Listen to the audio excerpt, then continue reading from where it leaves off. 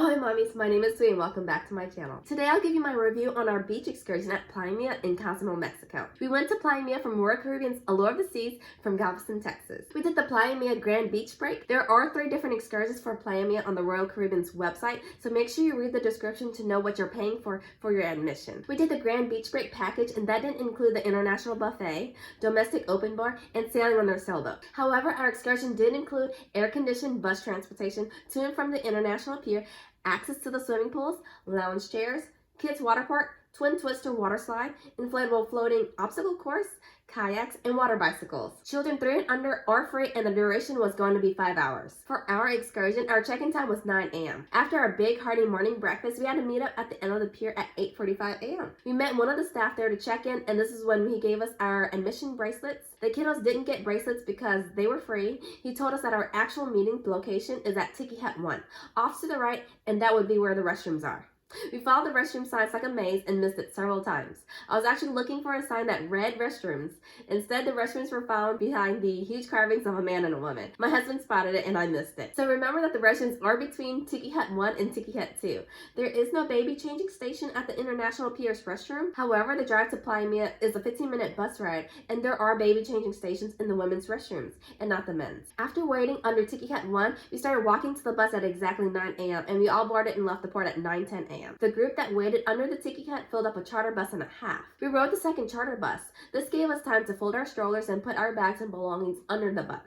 The bus is air conditioned, and the driver told us numerous times to remember our bus number because we will be boarding the same bus back to the pier. Cruise tip: if you plan on drinking or think you will forget your bus number, please take a picture of it. Also remember that all excursions are always on ship time. These drivers and tour guides know this and will also remind you numerous times that they go by ship time as well and not their local time. So no need to adjust to their local time. The bus ride was a short 15-minute ride, and since it is a charter bus, they had working seatbelts for us too. However, my baby didn't want to stay put in her seatbelt and wanted to be held. My toddler did outstanding in his own seatbelt, but that's because he loves riding buses and train rides. Our driver was driving the speed limit and didn't go over, and we had several families on our bus, so we felt very safe in his hands.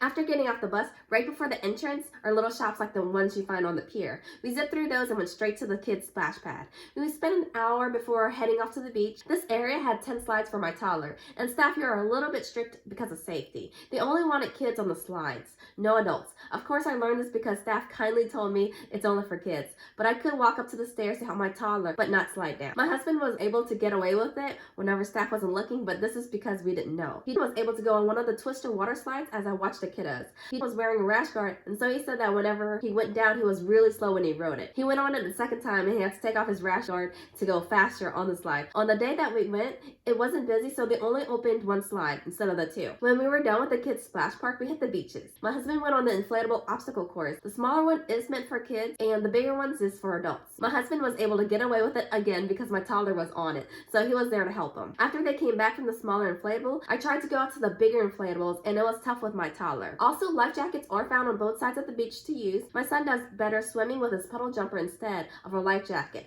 and staff were okay with it. The swim up there was okay because he rode on my back and I took my time, but getting on the inflatable obstacle course and maneuvering him was tough and challenging. My toddler could not maneuver on the inflatable logs yet, so we tried the hamster wheel for a bit, and I needed help from another person to get him inside. After doing that, we waited to the jet ski guy to take us back to shore because I was done and having a bit of anxiety. You can also swim back if you choose not to ride the jet ski, but I wanted my son to experience his first jet ski ride. The obstacle course is definitely not for my toddler now. I learned that in order for him to do the floating obstacle course, he needs to be able to sit and scoot on a log, or at least have 2 adults helping him in case he fell over, or if an adult fell over and the other adult can keep their eyes on him. My daughter was asleep at the time because she had too much fun in the sun and the water. My husband and son took the time to ride the water bicycle and kayak after we finished the obstacle course.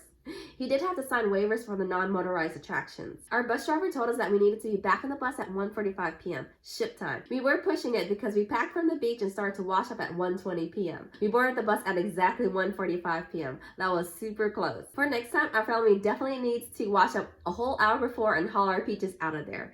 Toddlers get tired, and when they're overtired, expect a little bit of resistance because toddlers. Another cruise tip: bring pre-packaged and sealed snacks to your excursions. Even though we had a full breakfast, kiddos do burn their energy faster, and they sometimes get visually hungry when they see other kids have snacks. I've learned this lesson too many times back at home and still forget to bring snacks. My toddler is always hungry after a swim as well. There was one family that my son was playing with in the sand, and we rode that bus ride together. While we were on the beach, that family went somewhere else to hang out, probably the kids' splash pad. When we returned back to the same bus we arrived in, they weren't on the bus. So we have no idea if they made it or not. Maybe on the other bus, but who knows? There are other taxi cabs at Playa Mia, so if they didn't make the charter bus back, they could take a taxi back to port. Both my kiddos were knocked out on the bus. My daughter was still out until we got back on the ship to shower and change and eat a late lunch. To sum it up, we had an amazing time. I love seeing my kiddos first, my son's first time on the water bicycle and jet ski, and he was super stoked to ride on those. Remember to read your excursion package if you're going from your cruise ship. It is slightly different in pricing from what they offer at Playa Mia at the door admission packages. If you don't want to go on an excursion from your cruise ship and just want to go to Playa Mia, you can just take a taxi or a cab from the port and go from there. At the International Pier, when we got off, Playa Mia also had a convenient information booth sitting on the pier for you to ask questions and talk to somebody. For instance, if the excursion was fully booked by your cruise ship, they can always still take you there. This place is awesome for everyone, for all ages. If you have been there, let me know what you love the best. This place was recommended by a good friend we met on a cruise ship in August, so shout out to that family. Also, this place is right next door to the private ferry beach of the ferry catamaran when we sailed and snorkeled back in August 2022. I didn't know this until I saw the catamaran pass by the beach. If you want to see that awesome excursion, go here. My 3-year-old at the time was able to swim next to us in the ocean as we snorkeled. Please don't forget to like, comment, and subscribe. Bye, mommies.